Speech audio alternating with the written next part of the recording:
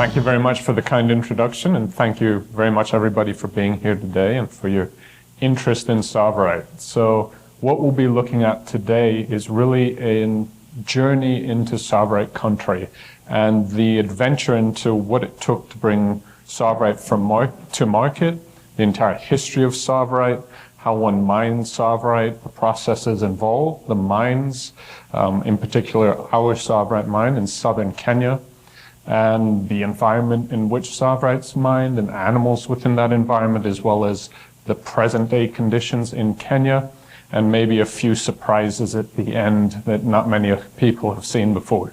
So I hope to entertain and educate everybody today with really a journey into Tsavorite country. This video has been compiled over the last 55 years of my family mining Tsavorite in Kenya from 1970 to today. So you'll see different video formats over the years, but we always tried to do the best we could with the technology at hand. So without further ado, let's take a step into Tsavorite country.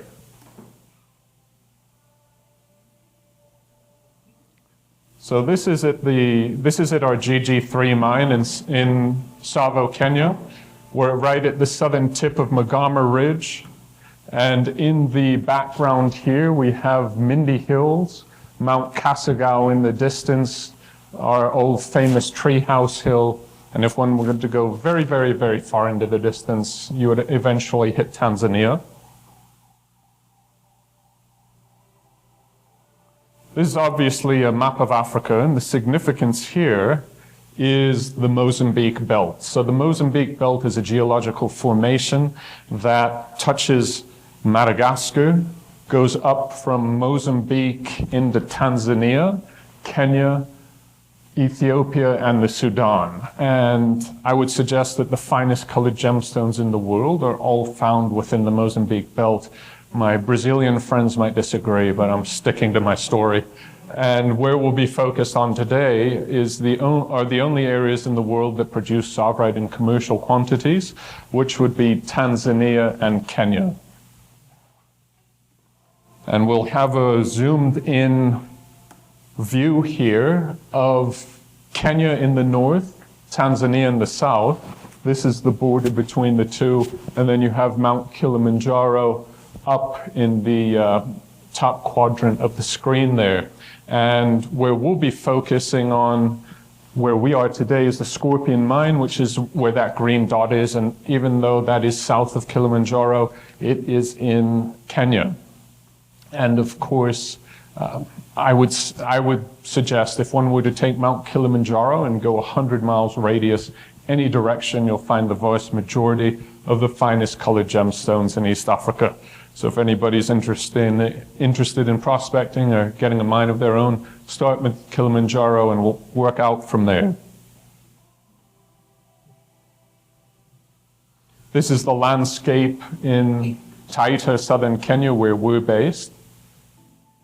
And this is the start of Leopard Hill. Leopard Hill marks the beginning of our Tsavorite claims in Kenya. These are the bush roads that my father built starting in 1970. We have fantastic wildlife. There was nothing out there in the old days, as it was a hunting block. It was hunting block number 64, and we were literally the first people in the region. And everything you see my father built, and that is how one would get to the mine. These are Tsavo red elephants, red because they cover themselves in the dirt that's very iron rich, sort of acts as sunscreen and helps guard them against bugs. Here we're at GG1 working our way into the mine, getting closer to Scorpion Mine. And this is the airstrip that you would fly in on if you came into Scorpion Mine. Sort of shows the view that you would see flying into the mine. And this is the main camp at Scorpion Mine. My father and mother lived in tree houses for 5 years when they first discovered the area. And this is our new luxury edition tree house that you'll see in just a second with the sun setting behind.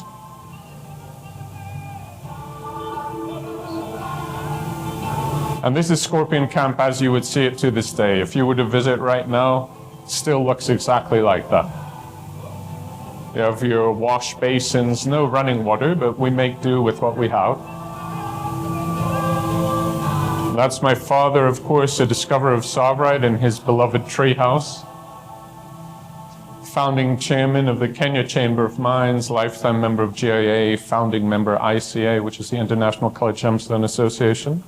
Here we have some fantastic faceted and rough Tsavorite.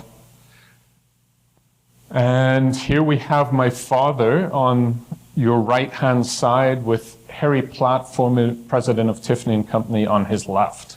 And Tiffany Company and my family have a long and storied history together, and if it really wasn't for Tiffany Company, both Tanzanite and Tsavorite wouldn't be what they are today.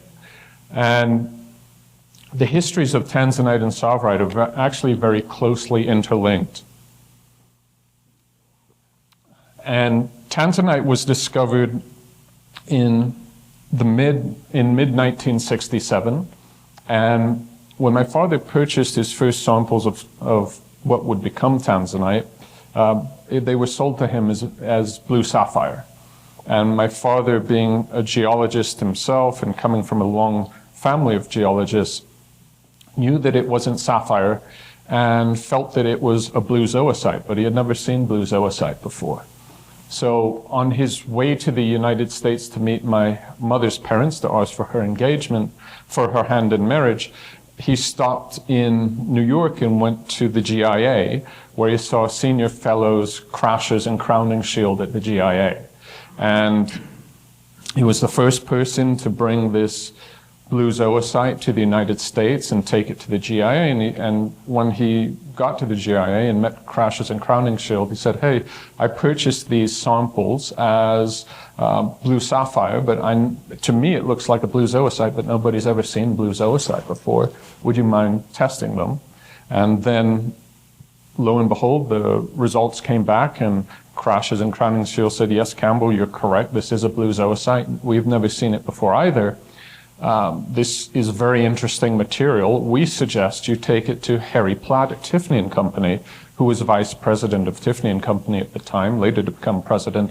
He said he's an ingenious man that's always looking for new, exciting things for the company. So my father took these samples of blue zoisite to Harry Platt, and he said, "Harry, here I have blue zoisite. It's never been seen before. What do you think?" And Harry said, "Wow, this is amazing material. I've never seen it before either, but how much material do you have?" To which my father said, "Well, these are the first samples. I don't have any more." Harry said, "Okay, well, there's not enough here for us really to be interested in this. If more comes out, please let me know, and I suggest you take this material to the Smithsonian." And so my father went to the Smithsonian and met Dr. Paul Desautel at Harry's behest. And Dr. Desautel said, "Wow, Campbell, this is amazing material. We don't have any, and we've never seen it before. We'd like to acquire it for our collection."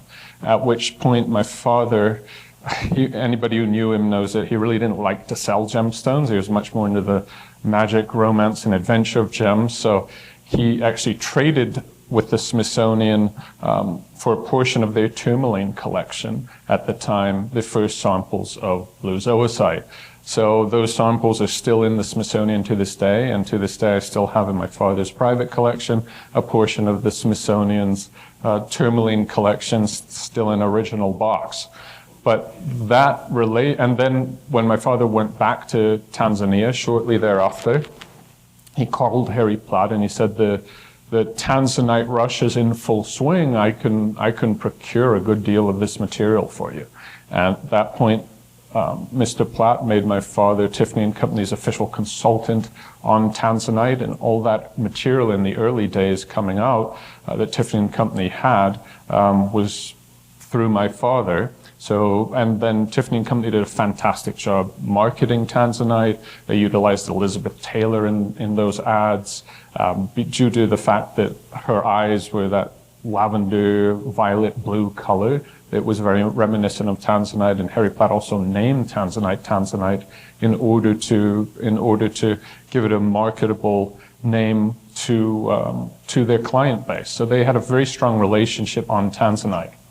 And one must remember it's that introduction that when my father discovered Tsavorite in late 1967, just a few months later, that my father had an immediate segue to Tiffany Company through tanzanite. And my father's discovery of Tsavorite, he originally actually came across Tsavorite in 1961 in what was then Rhodesia, now Zimbabwe, when he was working for the United Kingdom Atomic Energy Authority on beryl deposits, as they felt beryllium would be the best liner for nuclear reactors. Millions of pounds later, they found out stainless steel worked just as well. But either way, that's what he was doing there at the time. And on one of his days off, he had spotted a range of hills that have very unique geology. And he said to himself, I'm going to go prospect in this range of hills and see if I can find something interesting. So he drove to the base of the range of hills and got out of his vehicle and started to prospect. And he was prospecting, looking at the ground as one does. And out of the bush charged a lone Cape buffalo, a rogue bull, which, along with hippos, funnily enough, are the most dangerous animals in Africa. And luckily for us, there was a very steep ravine to the side that my father dove in. And he dove in, and thankfully it was too steep for the buffalo to come in after him. And when my father saw that, he started to make his way along the bottom of the ravine, making his way up the hillside. The buffalo, being an ornery fellow, followed for a wee bit and then went on his merry way when he figured out he couldn't get to him. And then right before my father crested the hills, a flashing green glint in the sunlight caught his eye, and he leaned down and he saw several small fragments and parts of a green crystal, a green gem that he had never seen before. And he knew it wasn't emeralds, he knew it wasn't peridot, he knew he had no knowledge of what this was, and to his knowledge, there's nothing on the record books. Unfortunately, at the time, my father then got re-stationed to another location. He never had a chance to further investigate that find. And it wasn't until 6 years later, in 1967, when my father was in Tanzania, and he saw a range of hills just out 13 kilometers outside of the village of Komolo that had very similar geology to what he had seen those 6 years prior in Zimbabwe. And he said to himself, I never had a chance to further investigate what I had found those 6 years prior in Zim. Let me see if I can find once more what I had found then. And then after prospecting for a little bit in this hidden valley outside of Komolo, lo and behold, his hunch was right, and he rediscovered and officially discovered what would become Tsvaorite in 1967 in Tanzania. As soon as he made this discovery, again, he called Harry Platt in New York. Harry said, I must see this new material that you have. And my father took the material to Harry Platt, and the first thing that Harry Platt said when he saw this new green Groschler garnet, which is what it is he said, this is everything a fine gemstone should be and then some. And then Harry contracted with my father to procure all the Tsavorite that he would produce, and my father supplied Harry. We then had to leave Tanzania when our mines were nationalized in 1970 by then Tanzanian President Julius Nyerere. And my father traced the strike of Tsavorite from Tanzania into Kenya, and is also credited for the first discovery of Tsavorite in Kenya in 1970. And we continued to supply Tiffany Company and the marketplace at the time.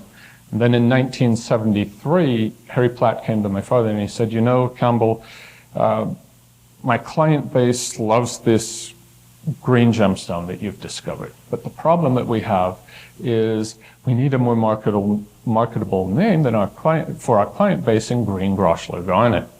So my mother had a name picked out, and she even had a slogan picked out, and she said, well, I believe we should call it Campbellite after my father. And then her slogan was, have a Campbellite by candlelight. And Harry Platt and my father looked at each other and didn't think that was for the best. So So then Harry said to my father, well, Campbell, you discovered this gem. What would you like to name it? And my father, always being a very humble man, would never have named anything after himself. So he said, well, you know, even though I discovered this gemstone in Tanzania, we had to leave Tanzania and I moved to Kenya, and we're mining in Kenya, and I'm going to spend the rest of my life and raise my family in Kenya. So I would like to name this gem in honor of Kenya. And we mine very close to the Tsavo National Park in Kenya. And the Tsavo National Park is the largest national park in Kenya, famed for its lions and fantastic wildlife and majestic vistas. So I would like to name it after Tsavo in honor of Kenya. And then mineralogical nomenclature, at the time, everything had to end in ITE, so they simply took Tsavo, added the ITE, and Tsavorite was born. And then that was certified by Sibjo as a trade name. And then in 1974, Tiffany Company introduced Tsavorite to the world, and this is the first ad that Tiffany or anybody utilized introducing Tsavorite to the world in 1973. In 1974, and this particular ad showed up in the New York Times as well as New Yorker magazine. So you still have the original copy there. And I also believe it's the only time where I've seen or am aware of a major brand such as Tiffany co-promoting another individual, which you can see teaming up with Scottish geologist Campbell Bridges at the top there. So just a very special ad that we're extremely proud of. So from here, so we'll fast forward. So that ad appeared in 1974, and then my father's Tsavorite mines in Kenya consist of multiple claims, but GG1, GG2, which just stands for Green Garnet 1, Green Garnet 2, Green Garnet 3. We have Leopard Hill, which you saw earlier. And all of these mines were very interesting mines, but nothing produced with the real volume that would make Tsavorite a true commercial success. And it wasn't until 1979 that my father discovered our Scorpion mine claim, named for its very large scorpions. So here's a trio actually fighting over a moth that we have in the center there. And if anybody wants to go looking for scorpions, if you take a UV light out at night, you'll see that their exoskeletons actually fluoresce, which is quite interesting. And we have very big scorpions in the old days, especially up to sort of 8-9 inches in length. So either way, you check your shoes in the morning. And it wasn't until 1979 when my father discovered the Scorpion mine that this particular mine not only produced the color, sizes, and quantity that really would make Tsavorite a commercially viable stone, and it just had all three. So you need the right color, you need the right quality, clarity, and you need the enough quantity and large enough sizes to really be commercial success. And this mine had everything, and still does.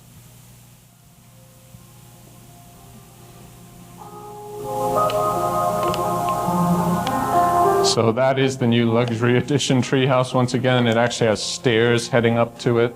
In the old days, we just had a rope at some of the older original tree houses. Lovely veranda to sit in the early mornings to watch the sun come up behind Cascade. In the evenings to have a band, feel the cool breeze. It's kind of like sleeping in a ship. It rocks and creaks in the wind, but very pleasant. We're fully self-sustaining, where my father built water catchment areas in those drums. They feed into huge tanks all over the mine. He has his bird baths that he actually lines with Tsavorite. Those are poached animals that we found. We work very closely with the Kenya Wildlife Service to combat poaching, and use our own security to help them combat poaching. And he really created an oasis in a semi-arid area. Dad would be horrified by this, but that's actually heating the shower water. I always grew up with cold water. Here we're playing some mind games, and obviously we have some drafts or checkers going on here. I believe Sprite's playing Coca-Cola. Sprite generally wins. That's one of the original showers. You have your car pit there to check your undercarriage. So to mine like this, you're really out in the middle of nowhere, so you have to be very self-sufficient. That's our old shower just with thatch. That's a new spigot on one of our shower heads. Of course, you're looking at the sky. That's our eating area, and some of our scorpions that we keep as little pets every now and then.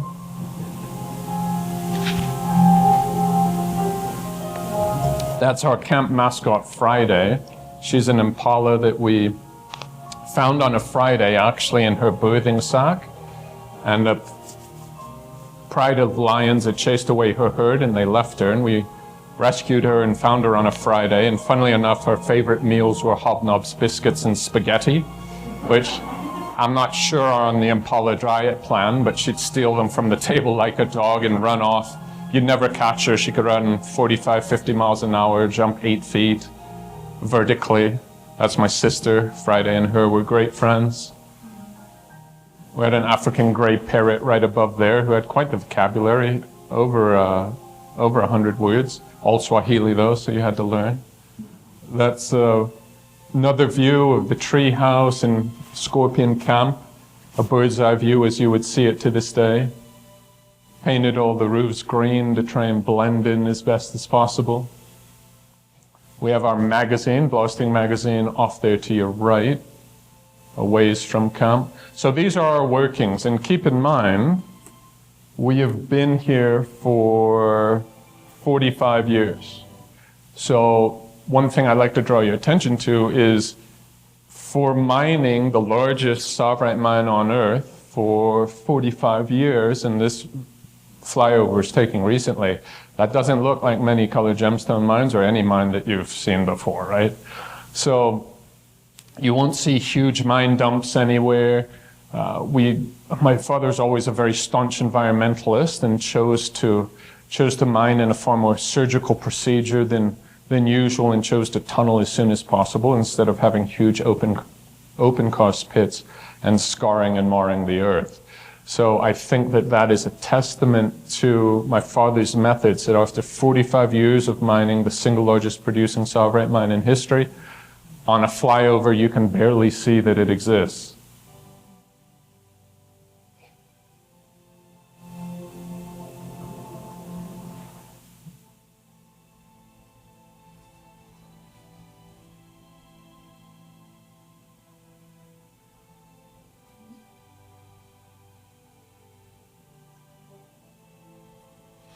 And any open trench like that will be filled in. It's all marked off so that people can't randomly fall in.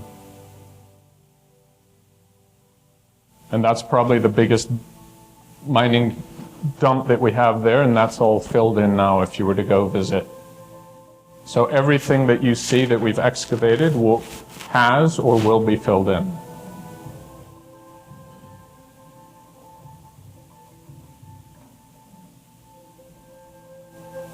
So this is a Scorpion 2 tunnel.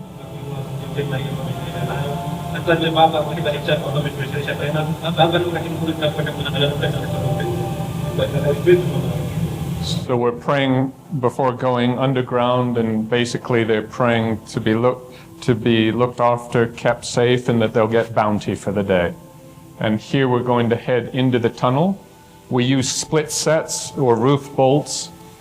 Generally, about every 3 meters, more so in the oxidized zone. When we have more competent rock, you can use them as needed.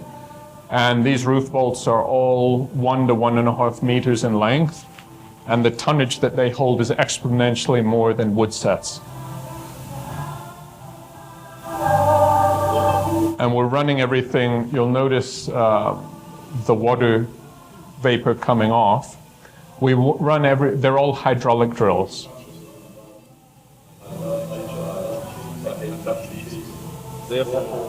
When I locate the head of a chute, of an ore chute, whether it be gemstones or industrial minerals or precious metals, I do a minimum of open cast excavation before I go underground.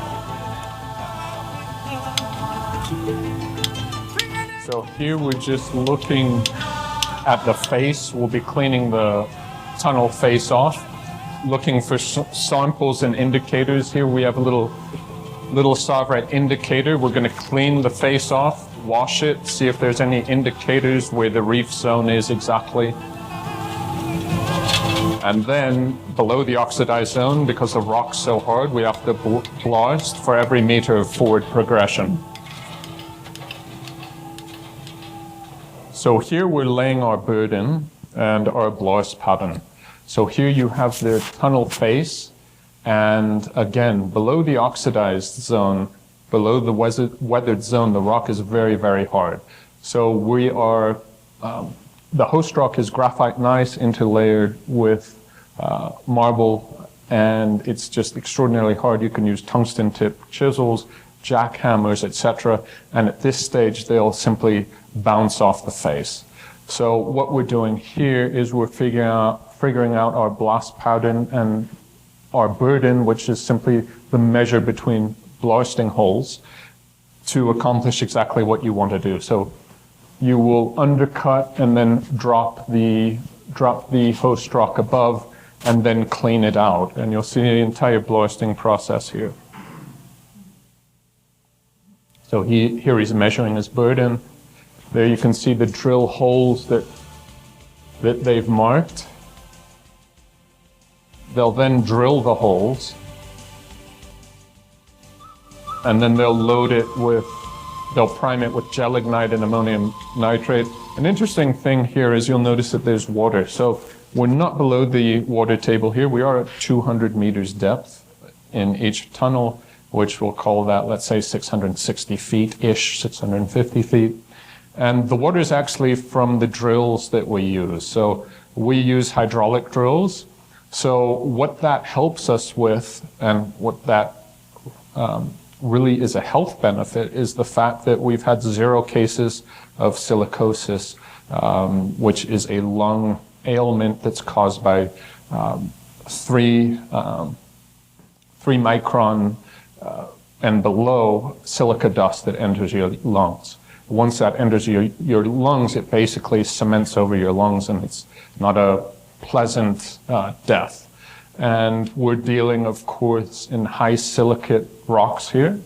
And what the hydraulic drills, and we also do use misting systems, and what the hydraulic drills, though, use is they stop, while we're working, they stop the silica dust from being aerated, because you have the water droplets that are being kicked off by the drills, as well as the misting system that makes sure that the actual silica dust doesn't get aerated. And in over 55 years of mining, we've never had 1 case of silicosis, which we're very, very proud of.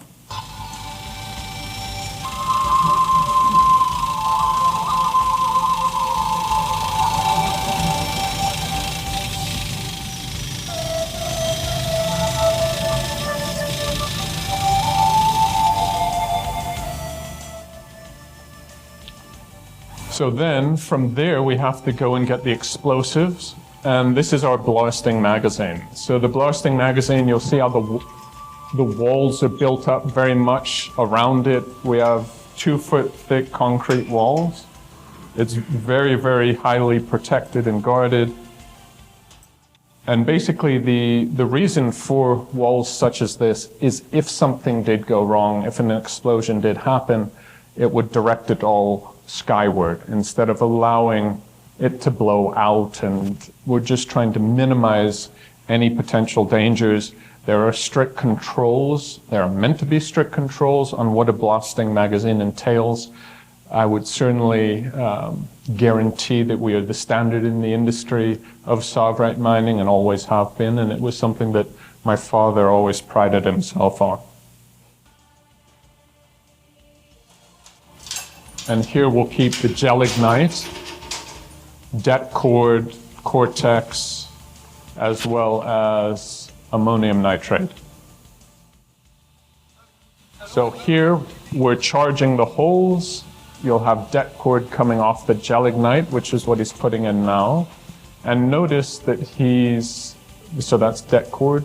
Notice that he is then going to attach them all together, and each one will be synced at just slightly different milliseconds of time. In delay. And here we're charging the holes now with ammonium nitrate. And from there you'll see us tamping in and basically plugging the holes with simply soil. And if you see what he's using there, he's using a tamping rod. So this tamping rod, and just an interesting thing, it might sound like a small detail, but it's not, but you'll notice the tamping rod is wood. So you definitely want to use wood instead of metal. And I have seen on more occasions, and I would like to say, other people using, let's say, metal rods. And if you use a metal rod on the rock and it gets a spark, you've literally created a barrel, right? And you've literally charged it. And once you add that rod, if it catches a spark and ignites, you literally put a projectile into a charged hole, and it will shoot that rod completely through you. And I've even seen people forget that they've charged a hole and then feel that they need to drill it further, and people take a drill to the hole that's already charged. So if you can imagine that, it doesn't end well at all. So safety when you're blasting is a very, very high priority. The other thing is you have to control your explosives to the nth degree, also for terrorism reasons, right? Because we're literally dealing with explosives on a daily basis.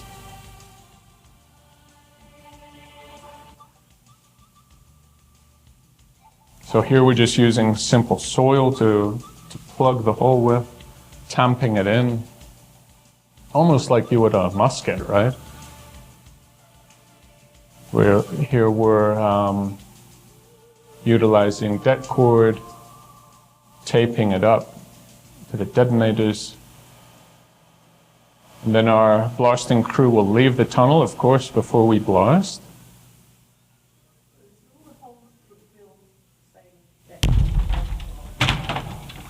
Generally, but we can vary them depending on what we want to do. Keep in mind that blast is coming from about 200 meters underground. And then we'll blow the fumes and dust out with fans if we want to get back in the same day, because the last thing you want to do is to go in immediately afterwards or soon thereafter, because there's a lot of chemicals in the air there. And I do see people do that, and then they complain about headaches, right? So we have a full ventilation system, fans to blow it out. It also allows us to process and work much faster. Otherwise, you leave 2 to 3 days to let it clear, as opposed to 2 to 3 hours. So when one is running a commercial mine, these are things that one really has to think about. So what we have now is the clearing crew that goes in, and they have gunias, which are just bags, these bags that they go in. And then notice on the top rail here, you have a mono winch system. And that is also crucial for the fastest possible method of removing waste rock that we've utilized. We used to run small tractors underground, hand carry, all sorts of stuff, trolleys, and the mono winch works far, far faster. We can clear easily 20, 30 tons in a day. So we'll check after blasting, we'll check what were the results. Did we drop the face as we wanted? Did the blast go successfully?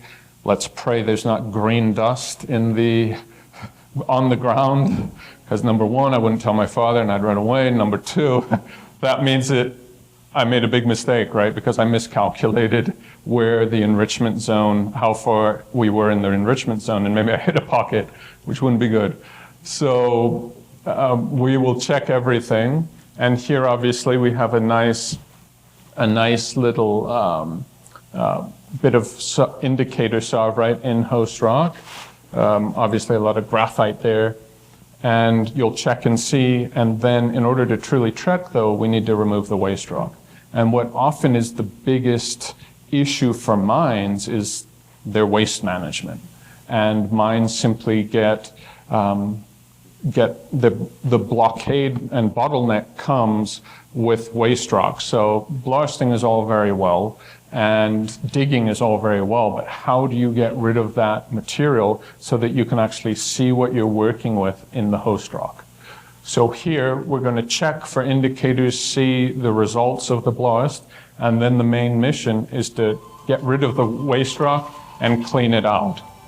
So here we're loading those little bags. We'll load them to anywhere from 10 to maximum 20 kilograms. So we'll call that 22 pounds, 25 pounds-ish to, let's say, 40 pounds-ish, where we then wrap it, strap it, and send it up the mono rope, where it gets winched out of the tunnel.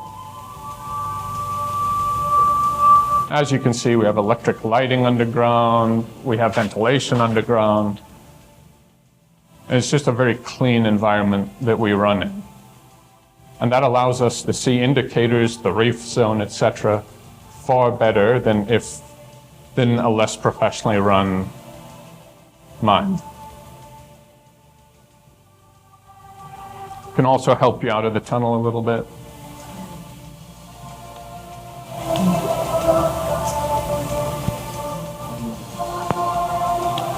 So then it will be winched out of the tunnel to where we will collect it.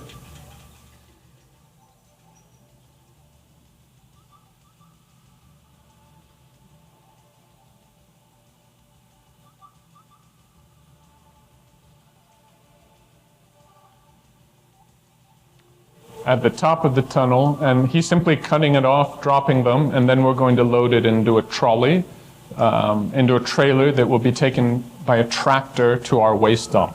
One of the reasons we don't have big waste dumps is because we don't stack the material vertically, we stack it horizontally. And stacking it horizontally over a wider area, it actually weathers back in over time, as opposed to when you stack waste rock vertically, that's when you get those huge ugly mounds.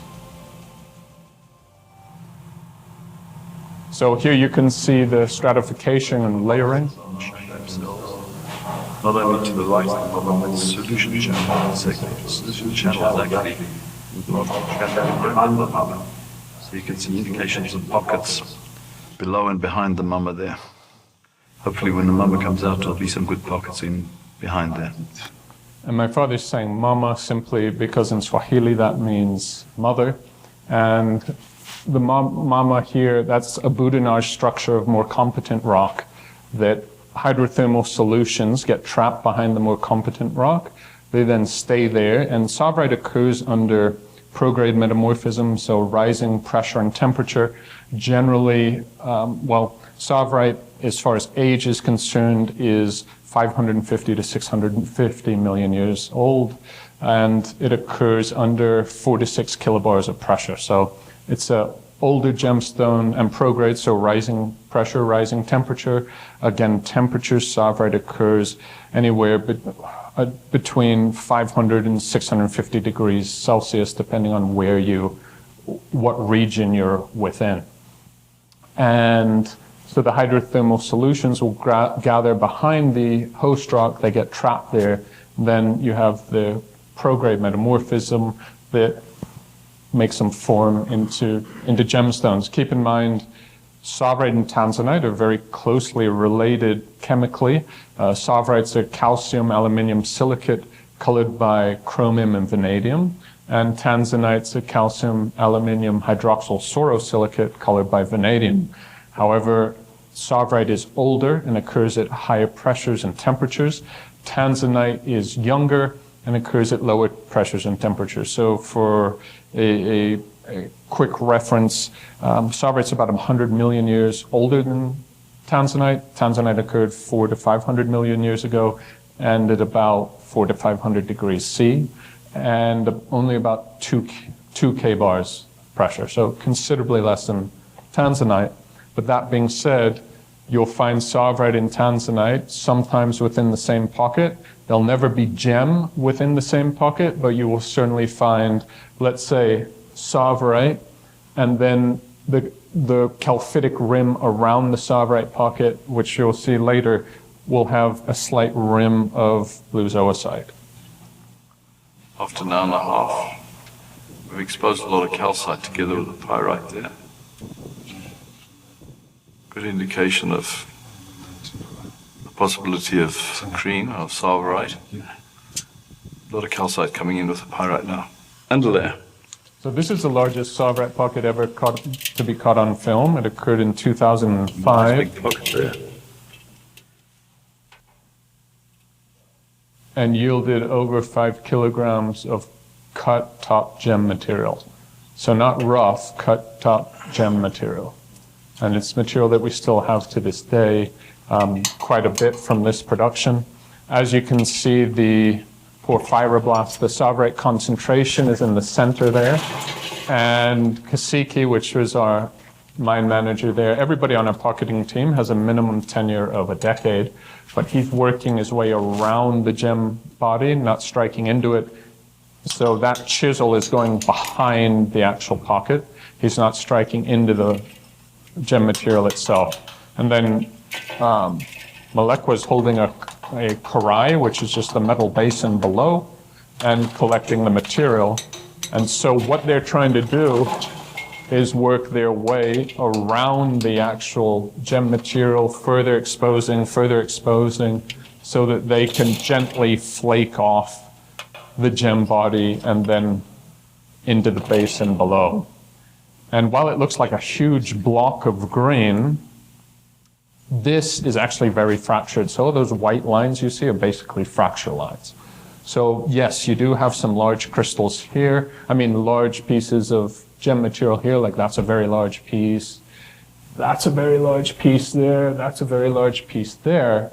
But I don't want you to think that that's one solid block of just a Tsavorite, because that's not how it is. It's very fractured, broken.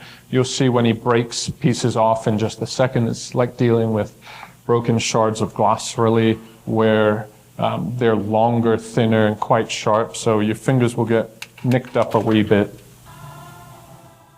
But obviously very nice pieces. We had over 20 karat stones here, many between 10 and 20, and then over 100 stones yielded over 5 carats. So here my father is looking at some Tsavorite in host rock, some very nice large pieces obviously there.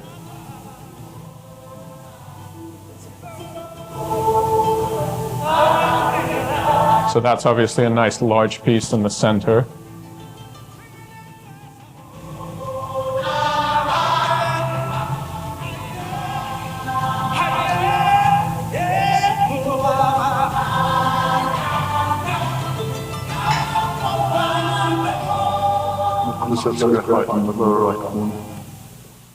And if you look here, you see a little blue tinge there?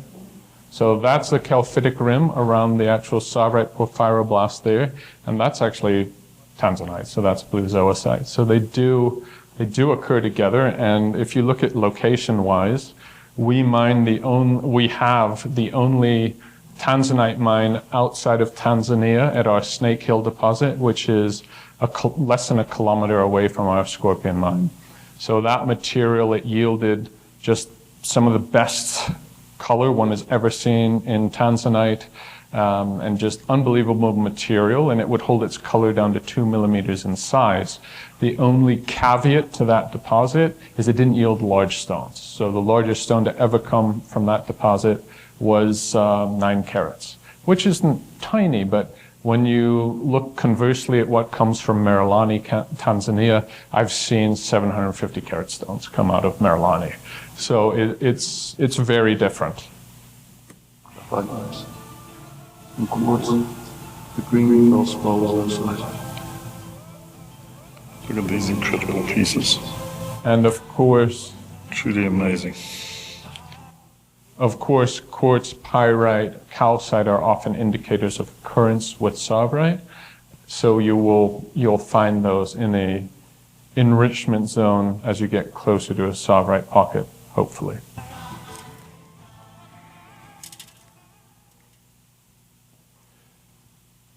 So then, tragically, my father was assassinated in 2009. And to make a long story short, what happened is you had a gang team up with two local politicians who decided they wanted what we had, and they figured the best way to get it was to kill us all. So there were 3 years of escalating violence and tension by the illegal miners that had encroached on our claims, again backed by and run by a well-known local gangster as well as two well-known local politicians. And on August 11, 2009, my father, myself, and 4 of our employees were ambushed on our mine road heading back to our mine, actually very close to the GG2 hill, which we saw as we were driving in the beginning. And we were set upon by 25 to 40 assailants. Tragically, the first blow of the attack was a fatal one to my father, where he was stabbed through the heart. And the reason I'm still around is because when we fought back and started to kill them, they didn't like it so much and they ran away. And with that being said, keep in mind that I said there was 3 years of escalating violence and tension against us. And this attack occurred at about 3:30 p.m. It was a very bright, sunny day, so we knew everybody involved. We had pictures, knew first, middle, last names of many, the vast majority of the attackers. And were able to identify 25 of them because there were 4 eyewitnesses, including myself. It led to a 5.5-year, very protracted court case and trial because my private security as well as the Kenyan police were able to track down the 8 ringleaders, minus the 2 politicians that were named. And of those 8 that were brought to trial after a 5.5-year trial, and keep in mind we knew first, middle, last names, multiple eyewitnesses, including myself. 4 were released, and then 4 were given 40-year sentences, so in essence, life sentences. And in Kenya, it was seen as a very big success because nobody thought that we would win. But we identified 25 people, and we brought 8 to trial that were the ringleaders. And we only got 4 of those that were convicted.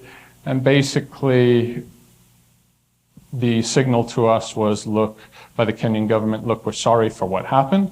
So we'll give you these 4, you understand. We can't give you because they would implicate the politicians involved. And so with that being the case, the mine was then closed. So August 11, 2009 was the attack. The mine was closed until the court case was finished at the end of 2014. 2015, we opened in a big way, made a huge investment in infrastructure, and reopened the mine that had been dormant for all those years. And then a lot of the video you saw was from 2016. Some is very recent, like 2023, but you'll see that in a little bit. And either way, at that stage, after losing my father was the father of colored gemstone mining really in a big way in East Africa. And he was the glue that especially held the Kenyan colored gemstone mining sector together. And after my father's murder and assassination, you really had cartels take over much of the Kenyan mining industry. And what you'll see now are areas of what cartels, illegal mining, as well as mishandled mining has yielded.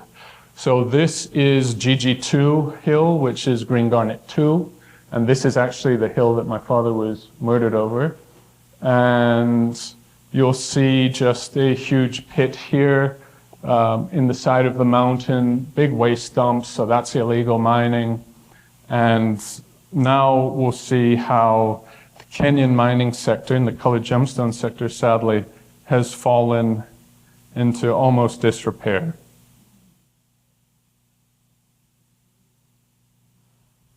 So this is coming over Treehouse Hill, so the original tree houses that you might remember the photo in the very beginning where it says, it gives my father's photo and there's two tree houses behind him. It says, founding chairman, Kenya Chamber of Mines. Those are the original tree houses. This is what it looks like now. So Treehouse Hill was lost to a gangster group called the Mungiki sect, which is the biggest mafia organization in Kenya. And now they've just completely destroyed the hill. They don't even have blasting permits at this time. And we fly over, you'll see dust in the air. That's a blast. So that's the old tree house. You see that dust coming up from the mine site. That is, that's illegal blasting. This is an overview of what is the CBO mine, which is community-based organization. Basically what the CBO mine was, and still is, because it is still ongoing. This used to be the old Sing mine, and this particular mine produced some fantastic material in the old days. And then you had the governor of the area come up with this scheme that told all the local people, sell your livestock, get out of farming, come in mining, and they opened up this area as a mining block for any artisanal miner who wanted to come. And for every success story in mining, I can give you 1,000 unsuccessful stories. And what you had happen here is really it became slave labor because you had people such as Gabriel Macharo, who was the head of the CBO at the beginning. And his scheme was, and what they did is they sold 2 meter square plots, claims at 2 meters to individuals. And you had thousands of people that came in. And the CBO was started in mid-2014. This video is taken from 2016. So if you can imagine, you saw what our overhead looked like after 55 years, right? This is less than 18 months of what's happened here. And when we do more of a flyover, you'll see exactly what it looks like.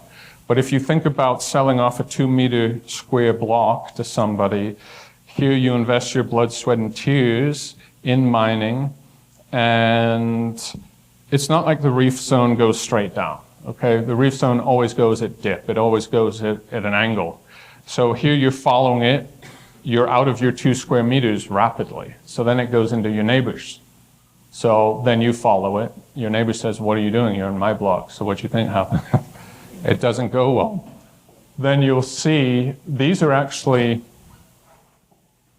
you'll see here, as we fly over, you see all the holes there? So it doesn't look to me like there's any safety fencing around anything. Also, remember all the animals we had in the beginning. So if you're an animal and you haven't been poached to feed the thousands of people here, how many do you think fall in? And then what about mudslides, right? So we have El Nino, we have rainy seasons in Kenya, where you have massive mudslides and people are underground and they're deep in some of these holes. And if you can imagine being stuck down there. So in our tunnels, just to give you an idea, we're about 2.5 by 3 meters. So you can easily walk in and out, you can run small tractors down, etc. Here, many are what you call nyoka holes, and in Swahili, nyoka just means snake. So snake holes, and the reason is because you have to shimmy belly, arms, elbows, etc., and can be very deep. So you imagine being, and I've seen, not here, but in other areas, some tunnels going 0.5 kilometer underground. You can imagine being 0.5 kilometer underground, a paraffin lantern with all the exhausts from that, as opposed to electric lighting, no ventilation. Then you have a mudslide in a place like this. The CBO's lost over 20 people in the last few years, and it's still active. And what a guy like Gabriel Macharo did is they were selling these 2 square meter plots. Obviously, a lot of strife and contention occurred because of that. But then, because he was the head of the CBO, the miners had to bring their material to him. And then he would sell it and supposedly give them a cut. On top of that, these guys who had given up all of their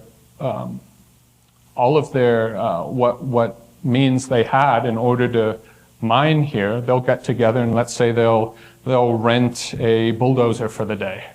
So he teamed up with, let's say, some of the mafia guys who own heavy equipment, and they park heavy equipment there and then they can rent them for the day. But using that equipment, you can always tell the mines that are going to go out of business the fastest in the colored gemstone sector is whoever has huge heavy equipment on ground, because you'll just cover everything up.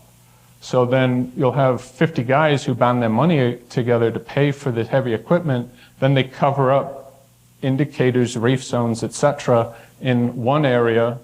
They don't get what they need, they're out of their money, so who makes the money? The equipment owners. And then Gabriel Macharo selling the goods, giving them their percentage. Then there was a little bit of an uprising, and then he said, okay, you can sell it, but I have to get a percentage of it, otherwise you're not allowed to mine here. And either way, it's just a mess. And it was just an absolute abuse of the people who gave up their life savings to mine there, and the higher-ups and politicians involved, the gangsters involved, as well as some very unscrupulous businessmen involved, to have a money-making scheme. But if you look at how it's destroyed the environment, it looks like moonscape now.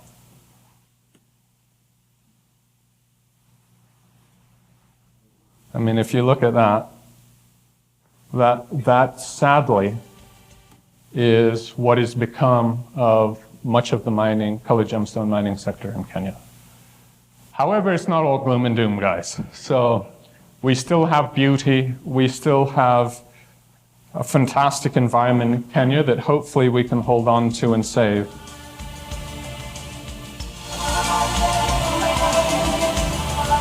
And again, we still have our Tsavo red elephants.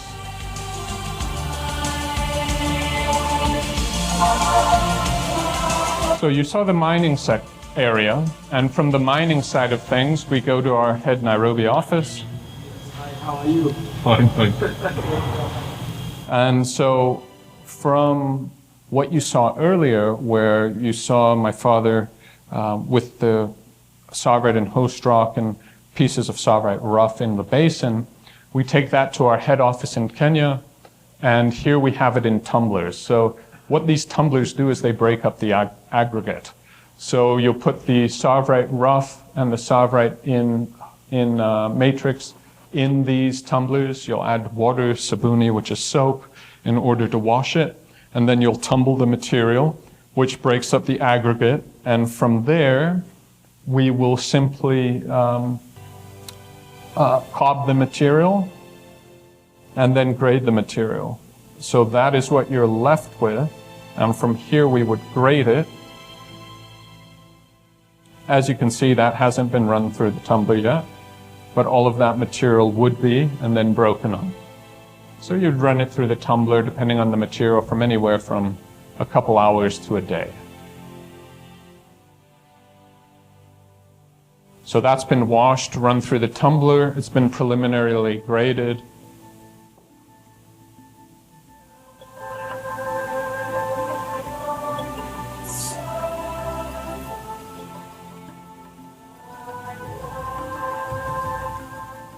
And just fantastic material, obviously.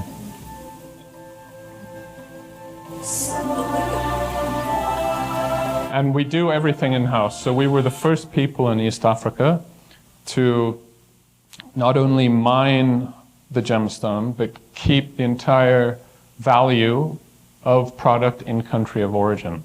So what we do is we're a completely vertically integrated company from mine to market. So after mining it, you saw us tumbling it, processing it. We used to do all of the cutting in Kenya as well, all with locally trained Kenyan cutters. So my father learned to cut in Niederoberstein, Germany, in the 60s and early 70s, and he took those methods to Kenya, and we've trained local Kenyan cutters to German standards since 1979, and kept it anything that would yield 50 points or above, so half a carat or above, we can keep in-house. And this is our cutter, Stephen, who's sawing a piece of Tsavorite rough. So he would find a crack or a large veil, saw through it in order to yield two cleaner pieces. And cutting, so here he's preforming the stone, so you'll preform the stone into what shape you would like, because the rough will dictate the yield, shape, etc. So that one was obviously an oval that then Stephen now has on the lap, and he'll be cutting the preform into a faceted gemstone.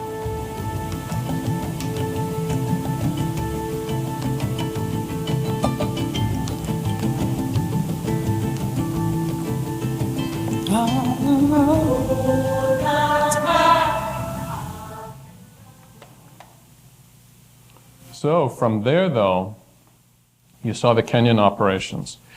And from there, sometimes we have very, very special stones that are beyond our capacity to cut in-house. And this particular stone is the largest Tsavorite in any museum throughout the world. It's the largest square cushion cut Tsavorite in the world. It's the largest precision cut Tsavorite in the world. It's the largest Tsavorite cut in the United States. And there's actually a lovely painting of it on the wall over there. And this particular Tsavorite, well, you'll see as the story goes, I won't give it all away if you're unfamiliar with it, but this particular Tsavorite was cut by Viktor Tuzlakov, who's a Russian grandmaster cutter, and I believe he still holds the world record for the highest score ever at the cutting world championships in the grandmaster division.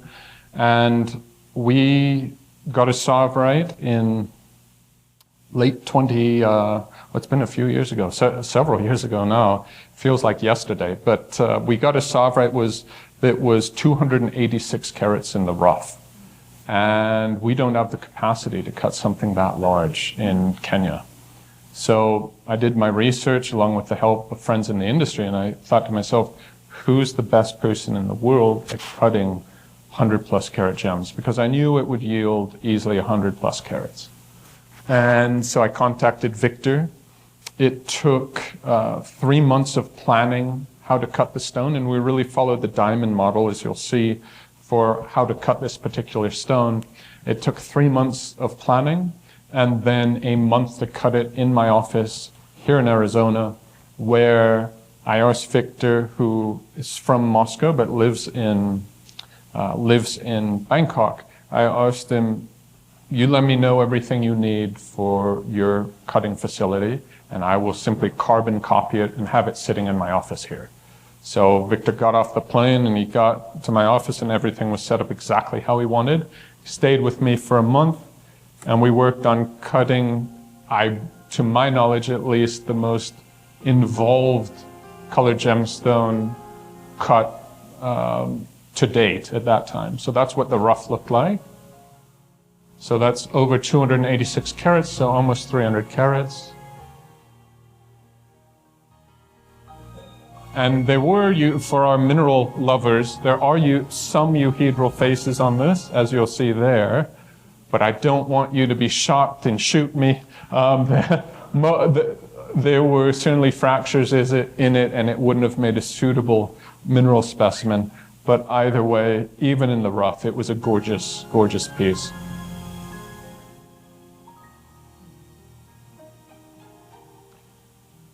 So what we used here is, as I mentioned, we used basically the diamond model, which I don't think anybody has utilized, at least not to my knowledge, to cut colored gemstones before. So we 3D mapped the entire stone. And the Sarin scanners in the US that they utilized to map diamonds weren't large enough to map this stone. So Victor, with some of his Russian connections, was able to 3D map the stone so that we had a model of the rough. And with that being the case, he was then able to load that 3D map into his cutting software. He's using GemCAD here, and he's tweaked it a little bit, so it's sort of Victor's special formula. And then we figured out what shapes would best suit this particular gem. We can calculate refraction, light return. We can calculate tilt window, which is what we're looking at here. So tilt window is when you look at a gemstone, refractive index has a huge play in if a stone will window or not, and the degrees at which a gem will window and how deep a stone has to be not to window. So for instance, diamond with a very high Ri can be shallower than, let's say, an emerald, which has a very low Ri. So an emerald will need more depth in the stone, not to window. And windowing is where you see this clear area in the center.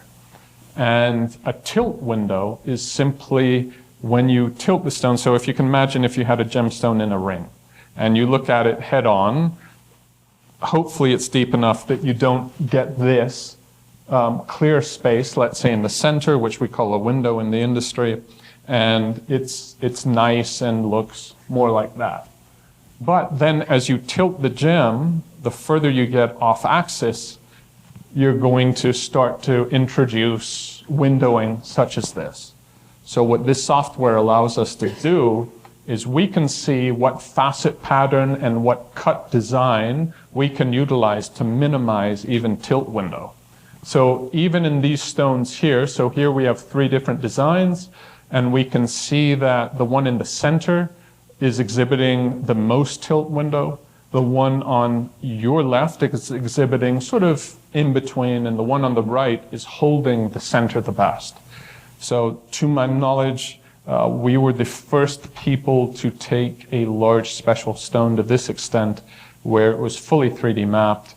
Used, of course, microscopes at 50 power to see if there were any inclusions we might have missed, because the last thing that you would want is, let's say, a fluid inclusion in the stone that you miss, and then on the lap it heats up. So on that spinning wheel that's grinding basically your facet faces, it heats up and could crack the stone. I mean, that would be very rare in Tsavorite, but I'm not saying it's impossible. So here you can see the entire design, and we would alter every pattern. Victor checks everything umpteen times. And each facet, when he's cutting, he checks 3 times with a 10 power loop. May I ask me to leave me alone? I'll leave you. Yes. I'll leave.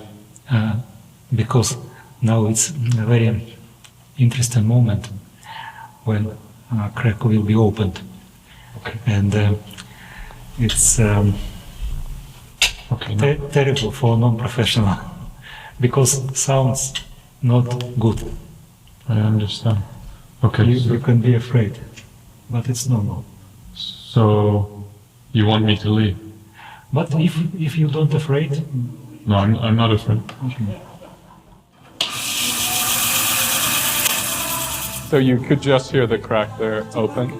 So that's what everybody's worried about. If that crack opens too deeply, we have a big 7-figure problem.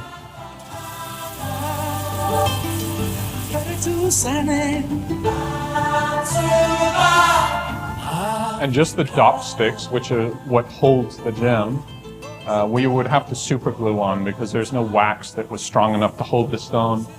And that's not even a proper gem gauge. I mean, that's from actually the automotive industry, because gem gauges don't go that big.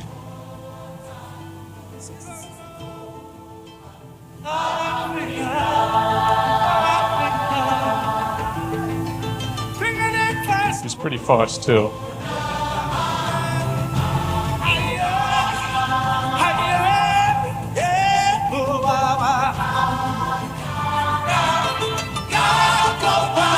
And at every step along the way, we would check. We want to check, is there a crack anywhere we haven't seen? Do we have to change the design a little bit? And he's constantly taking notes on angles, adjusting angles as he goes. So it's not just copy by scan. There's so much artistry in this beyond just technical competence.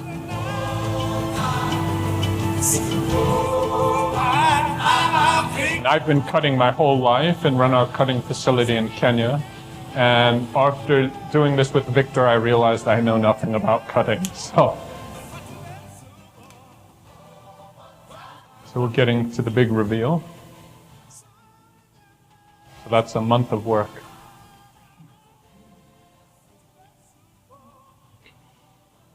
And we always have my father watching on, and Victor was quite proud of his handiwork, as he should be. 116.76. So 116.76 Is that the carat. biggest Tsavorite you've ever cut? Yes, it is.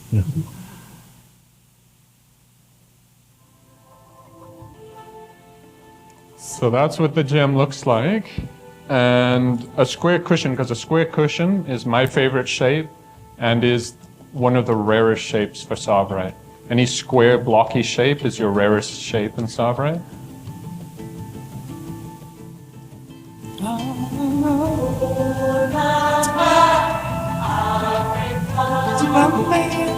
And just a lot of firsts and a lot of records with that particular gem. This also is the first Tsavorite and one of the first gemstones to ever get an SSEF gem track. SSEF is a very well-established, famous Swiss lab, very well respected. And what they do is, for this particular gem, we took it to all the major gem labs in the world, and we took it twice. Once as a rough stone and once as a cut stone. So in order to guarantee the provenance of the stone. And what they do when we take them the rough, they 3D map the rough and they check all the internal inclusions and they save that 3D mapping of that rough gem. And then when you bring them the cut gem, they map it back to the rough diagram and they see if all of those little internal inclusions, because obviously when you cut the gem changes, but are those little internal inclusions that were deep within the stone still there? If it's a match, then you get your SSEF gem track document, and this was done so one can see that the original stone was done in January 2018, and then the date of the final test was May 2019. So we're looking at a 18-month-ish process here. So it is the most documented Tsavorite in history as well.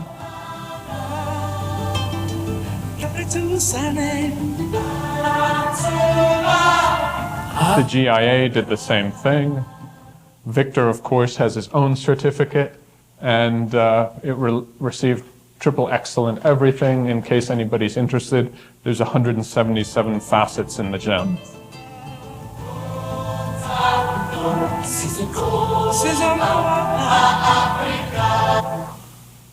And then this is the AGL report, and the AGL report shows the original rough, of course, as they analyze that, and then the finished stone. And all famous stones in history have always been named. So when it came time to do the reports, a big thing for me and our family at the time was, what are we going to name this historic gem?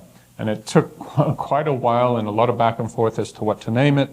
And then we finalized on the Lion of Merelani. And the Lion of Merelani, since we named it in honor of my father, who is known as the Lion, Mzee Simba, in the field, which just means the old lion, and then Merelani, which is a location in Tanzania, and the location in Tanzania from which this gem came. And I certainly know that nowadays the spelling has changed somewhat, and they call it Mererani or Mirarani. There's numerous different spellings, but in my father's time it was called Merelani. So the Lion of Merelani was born, and this gem will forever be known as the Lion of Merelani.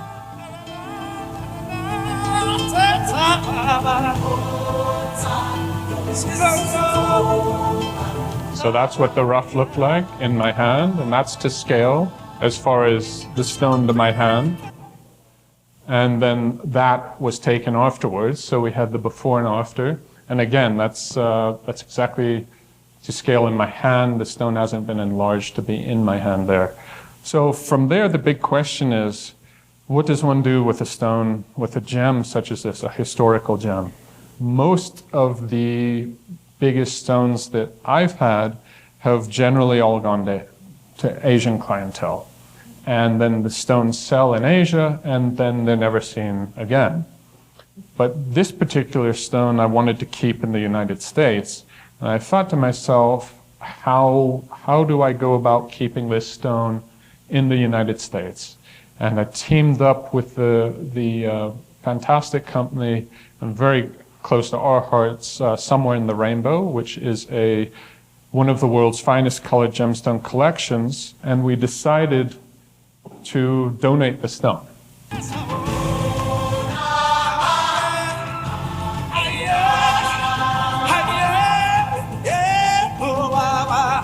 Remember, on 3. And we donated the stone to the Smithsonian. So, if you were to go, this is the unveiling of the gem, which happened April of 2023. And so you have my daughter, my 2 sons, and my mother with Dr. Kirk Johnson, who is the head of the Smithsonian there. And they're about to unveil the Lion of Merelani to the world. And the Lion of Merelani will sit in the center of the National Gem Collection. It's actually right under the National Gem Collection sign, right next to the Hope Diamond for eternity, and allow over 6 million people to see it and enjoy my father's discovery every year as they visit the Smithsonian. This is just a sneak peek. Right? So 1, loose, loose bird. Yes, 2, 3. So hopefully my father would be proud. And anybody who's seen me lecture before knows that I always end with this photo, which is my favorite photo of my father and myself. And through him,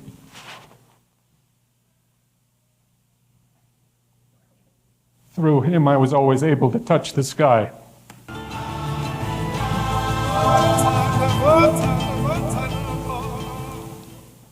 So thank you very much, everybody.